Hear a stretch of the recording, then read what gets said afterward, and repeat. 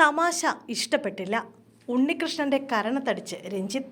ഞെട്ടിപ്പിക്കുന്ന വെളിപ്പെടുത്തലുമായി ആലപ്പി അഷ്റഫ്.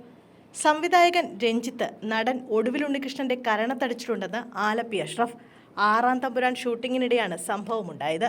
ഒടുവിൽ ഉണ്ണികൃഷ്ണൻ പറഞ്ഞ തമാശ ഇഷ്ടപ്പെടാതെ രഞ്ജിത്ത് അദ്ദേഹത്തിന്റെ കരണത്തടിക്കുകയായിരുന്നു.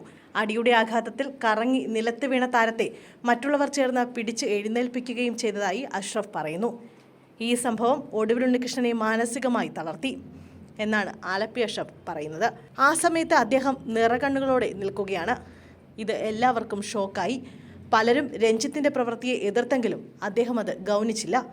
തൻ്റെ യൂട്യൂബ് ചാനലിലൂടെയാണ് ആലപ്പി അഷ്റഫിൻ്റെ വെളിപ്പെടുത്തൽ. പിന്നീടുള്ള അദ്ദേഹത്തിൻ്റെ ദിവസത്തിൽ കളിയും ചിരിയുമെല്ലാം മാഞ്ഞിരുന്നു. മ്ലാനതയിലായിരുന്നു അദ്ദേഹം. അടിയോടൊപ്പം അദ്ദേഹത്തിൻ്റെ ഹൃദയവും തകർന്നുപോയി. സെറ്റിൽ വന്നാൽ എല്ലാവരെയും രസിപ്പിക്കുന്ന ആളായിരുന്നു അദ്ദേഹം. എന്നാൽ പിന്നീട് ഞാൻ അതൊന്നും കണ്ടിട്ടില്ല. അതിൽ നിന്നും മോചിതനാവാൻ ഏറെ നാളെടുത്തു എന്നും അഷ്റഫ് പറയുന്നു. താൻ ആദ്യം കാണുന്ന സമയത്ത് വളരെ സ്നേഹവും പരസ്പര ബഹുമാനവുമുള്ള ചെറുപ്പക്കാരനായിരുന്നു രഞ്ജിത്ത്.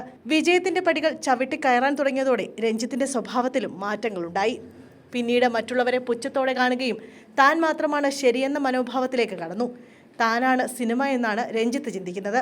ചലച്ചിത്ര അക്കാദമിയുടെ ചെയർമാനായതോടെ വരിക്കാശ്ശേരി മനയുടെ തമ്പ്രാനായി രഞ്ജിത്ത് മാറിയെന്നും അഷ്റഫ് കുറ്റപ്പെടുത്തി. അതേസമയം ഒന്നിലേറെ ലൈംഗിക അതിക്രമ കേസുകളിൽ അകപ്പെട്ട് വിവാദങ്ങളുടെ നടുവിലാണ് ഇപ്പോൾ രഞ്ജിത്തിൽ നിന്നുണ്ടായ ദുരനുഭവം പരാതിക്കാർ തുറന്നു പറഞ്ഞപ്പോൾ പലരും ഞെട്ടി. സംവിധായകന് നേരെ വ്യാപക വിമർശനം വന്നു.